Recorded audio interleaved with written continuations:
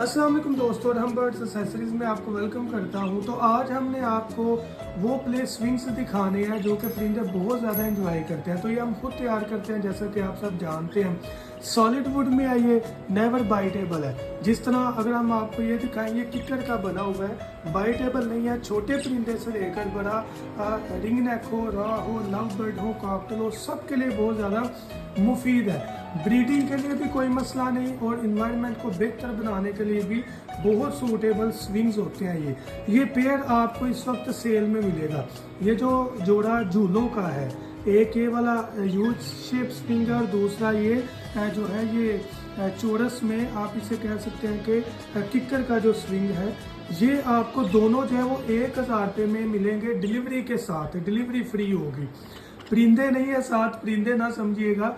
एक ये वाला झूला है और एक ये वाला, ये जो इसे हम राज स्विंग के नाम से जानते हैं क्योंकि बड़े परिंदों के लिए बड़ा मुफीद है और ये वाला आम तमाम बर्ड्स के लिए मुफीद है। अगर मैं आपको दिखा सकूं, या देखें, ये चुराई में बना हुआ है और बहुत मजबूत लकड़ी है, बाइटेबल इंशाल्लाह नहीं है।